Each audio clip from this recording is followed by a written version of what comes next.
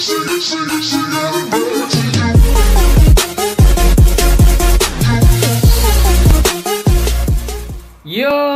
peoples, Kyushu92 here. Hold on, let me move this camera back just a little bit. Kyushu92 here as we continue to talk about One Piece for the One Piece 20th anniversary. And this is day 8. And today we're going to be talking about the former Yonkou, the man who held the title of the strongest man in the world and also the title of the man closest to One Piece. We're talking about Edward Whitebeard Newgate. And we all know who this guy is. We've seen him prominently in the Marineford arc and just how far his reach as a Yonkou was during his reign. Now, for the 72 years that Whitebeard was alive, he first started out on a crew of another ship. Of what type of ship and who's he captained under, we do not know.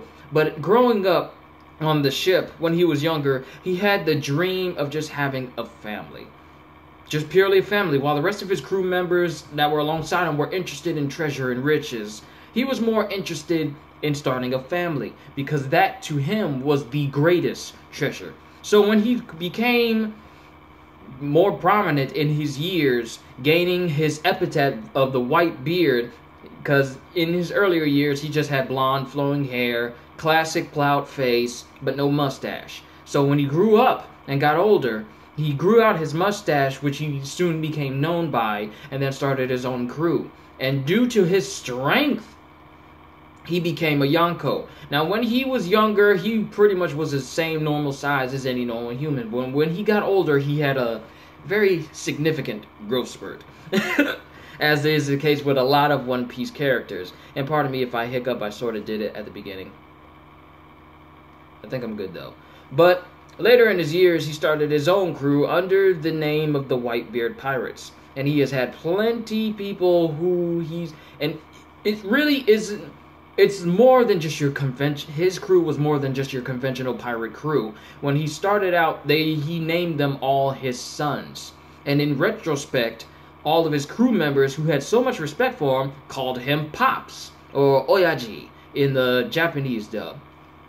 And throughout their years as Whitebeard Pirates, they became known as one of the strongest pirate crews in the entire world. Because during the same years that Goldie Roger was active as the Pirate King, Whitebeard's crew was the only one that was able to contend with him at the time. So he was pretty much the only person to rival Gold Roger at the time. The only other person to rival Goldie Roger was Garp, and he was of the Marines. Only 2 people from 2 different factions were able to match Goldie Roger in pretty much strength and power as far as their capabilities was concerned. Whitebeard of the pirate side, and Monkey D. Garp of the Navy side, of the Marine side. And in Whitebeard's case, he was the only crew amongst the numerous crews of the New World that was able to actually contend with Gold D. Roger numerous times. And because of this, they were known as the strongest crew in the world. Now, in Whitebeard's case, he may have given off this air of arrogance and bravado and an egotistical attitude, but in retrospect, he was extremely conscientious of the decisions that he made. Such as in Marineford, he knew that the Marines were planning something and told all of his commanders to be watchful of what was going on. And now, we all know that Whitebeard had a habit of screaming out his orders or proclaiming that this area is his, such as he did for the Fishman Island and numerous other territories. But he didn't do it just to proclaim, just to boast of himself. He did it to protect the environments that he was taking over, such as Fishman Island. When he was a Yonkou, he proclaimed that Fishman Island was his territory. Not due to the fact that, hey, I'm claiming Fishman Island for myself, so you guys better do what I say. No, he claimed it for himself just to keep the fishermen safe and to keep the fishermen from going into slavery. Because due to his power, just due to his title, power, and reputation, Whitebeard pretty much was untouchable by anybody. And any crew that was pretty much lower than what Whitebeard was wouldn't dare touch any of the environments or territories that Whitebeard took over. And from his presence alone, any territory that was under his flag was protected. Plain and simple. No one dared mess with Whitebeard, because one of the rules that he has on his ship is, well, outside of Whitebeard's rules on his ship, everyone knew, do not cross Whitebeard. This dude is crazy powerful. He's on the same level as Gold Roger, and no one messed with him, period. And one rule that Whitebeard had on his ship throughout all his commanders and all of his crewmates is, do not betray a member of this crew, or you face the consequences. And everyone knew that this consequences was death, possibly even by Whitebeard himself. Yet there was one member of his crew that secretly went on there to fulfill his own purposes. We'll talk about more about him later in another video. That pretty much went against this whole rule, killed a member of his own, killed his own division commander just to get a certain devil fruit, and then fled his ship. This caused a string of events that would cause not only another commander to die, but also for Whitebeard to die as well, and thus cause the betrayer to usurp Whitebeard's position as a Yonkou. So throughout his years, Whitebeard became known as an extremely powerful and untouchable individual. But everyone knew that, everyone who really knew Whitebeard knew that he was much more than just a powerful Yonkou. He was a father to all of his crew members. He actually cared for each and every one of his crew's well-being. And he said that the lives of all of his crew members and the lives of the future generation are more important than his own. And he knew he wasn't immortal. He had a good sense of his own mortality. He didn't trudge on and say, like, I'm gonna do this forever, or my era isn't over yet. No, he knew when his era was over, because during the Marineford arc, he knew that he was getting old. He had multiple heart attacks and multiple strokes during battle, and he still pressed on in order to save his one son. Spoilers, Ace, who by Blackbeard's hand was imprisoned and turned over to the world government just to fulfill Blackbeard's own agenda. Whitebeard literally went to war with the Marines in order to get Ace back. Now, at the time, I have no idea if Whitebeard knew that his end was coming, but he was fully content on using his entire might in order to get Ace back. Now, let's talk about his might. Whitebeard is a crazy strong individual. He's just a normal human. Well, normal as if he's 15 feet tall in comparison to normal humans. But he's ridiculously strong, has a ridiculously large amount of durability, endurance, stamina, and speed. He is literally... He's like Genryu Saishigakuni Matsumoto Yamamoto from Bleach. Like, they're both old, yet at the same time, they still move as if they were in their primes. Now, in Whitebeard's case, we don't know how he was in his prime, but we do know that he was what we've seen in Marineford is just him at old age. We have no idea just how strong he was in his prime. Though a good comparison would be Edward Weevil, or Edward Weeble, however you want to say that name. Recently introduced Shichibukai, or Warlord, who, along with his mother, Bakin, who are the self-proclaimed son and lover of Whitebeard.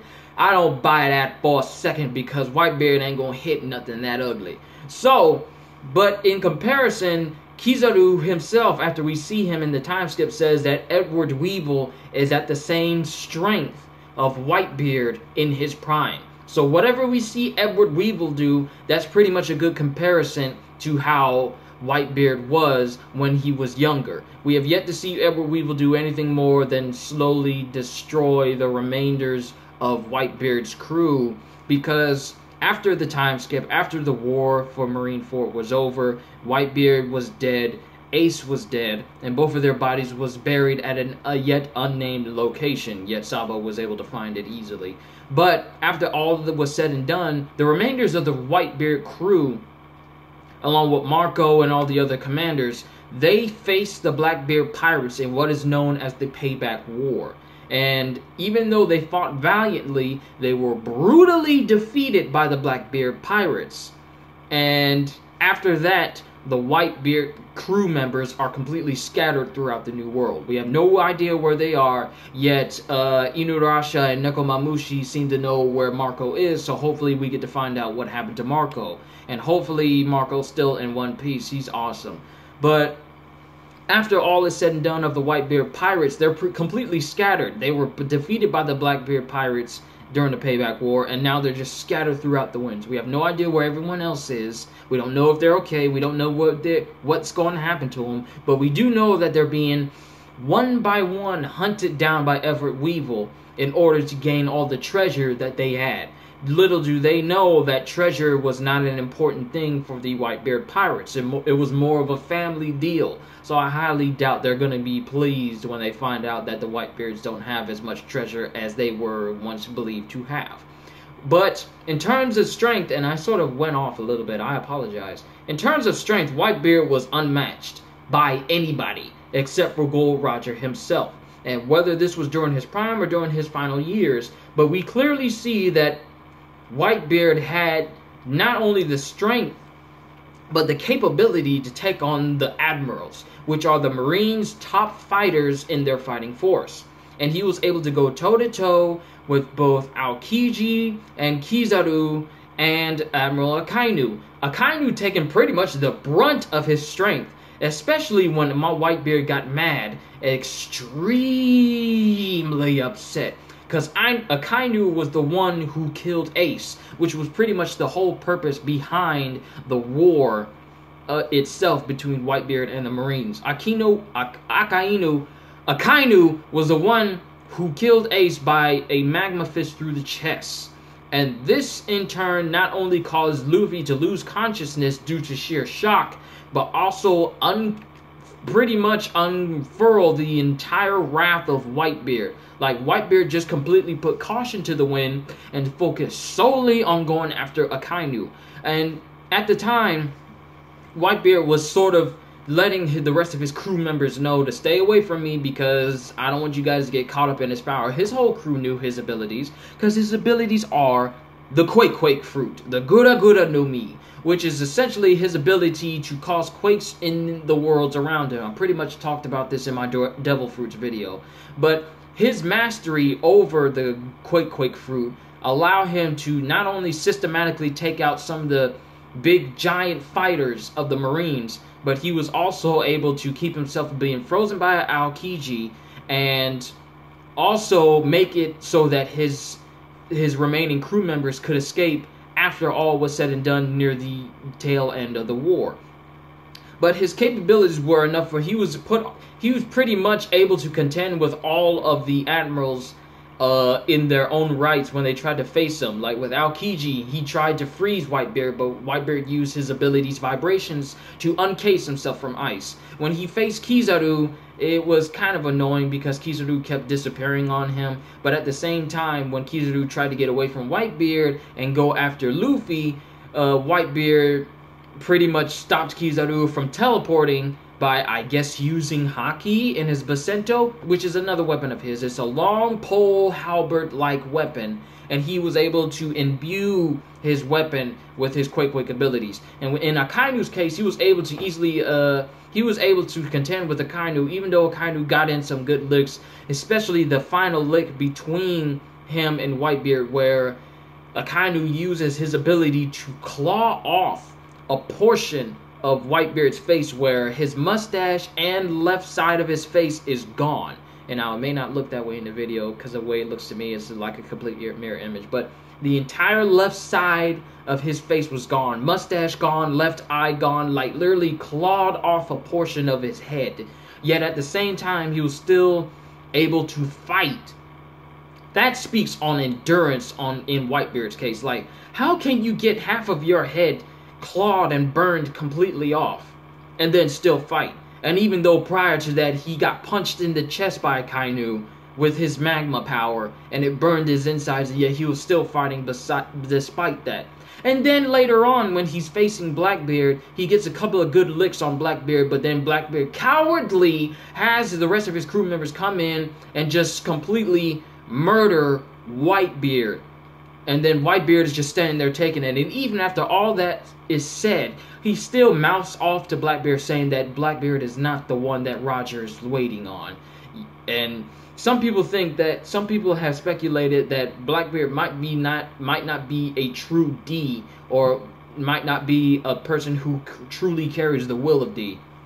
But after that is said and done, even after being hit in the face with cannonballs, stabbed by numerous Marine officers, getting blasted by Aokiji, Kizaru, and Akainu, and getting shot and pretty much killed by Blackbeard's crew members, and then even beforehand, before all that big battle started, he was stabbed in the chest by one of his own crewmates, Squard, Maelstrom Spider Squard. Now, this is because beforehand, he was pretty much tricked into attacking Whitebeard, because at the time, Squard, well, in Squard Pass, there's a little tidbit. In Squard's Pass, his entire crew, which was loyal to him, was completely killed by Gold Roger, and Squard held a grudge against him. So, when he found out that Ace, who was Gold Roger's biological son, was on the same ship that he was under Whitebeard, he held a grudge against Ace. And due to his very clouded emotional judgment, he was easily manipulated by Akainu into attacking Whitebeard, because Akainu led Squard to believe that Whitebeard had sold out all of his crew members except for Ace, so that he could grab Ace, get out, and then leave all the rest of his crew members to be sacrificed for the Marines, which is not the case. So Squard, clouded in his judgment as he was, stabs Whitebeard in the chest, giving him the first wound of the war. Stabs Whitebeard in the chest under the pretense that Whitebeard was completely abandoning his crew and just selling out his crew. And despite all of this, despite being stabbed in the stomach and Squard saying that, hey, why are you doing this? You really planned with the Marines just to get Ace and yourself out, and then everyone else will die, didn't you? Despite all of that, and everyone thought they knew what was coming. They thought Whitebeard was just going to kill Squard then and there. No! Like a loving father who has no grudge against his own kids, he embraces Squard and says, even though you're my foolish son, I still love you and I forgive you. And then he goes off and starts fighting. And afterwards, Squard realizes his mistake and decides to fight alongside them as usual. That speaks on levels on how much Whitebeard values family. He literally got stabbed in the chest by someone he calls a son, and yet still forgives him. Plain and simple. And then just goes off and starts fighting. Best dad in One Piece, aside from Dragon. Even though Dragon really hasn't interacted with Luffy much. No, Whitebeard's the best dad in One Piece. Yep.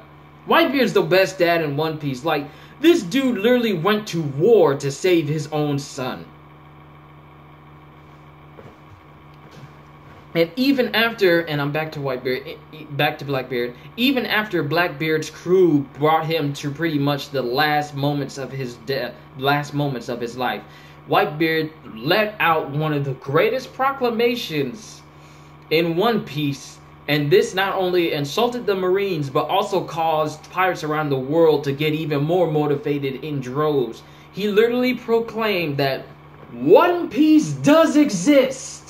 And in that moment, not only was the world set afire with more pirates, but it also let the Marines know that the old age of piracy with Whitebeard, Gold Roger, and everyone else in that era is over. But the new age of piracy has begun with the end of the Marineford War. And then he dies, standing up. He just dies with his last breath after proclaiming that he dies where he stands.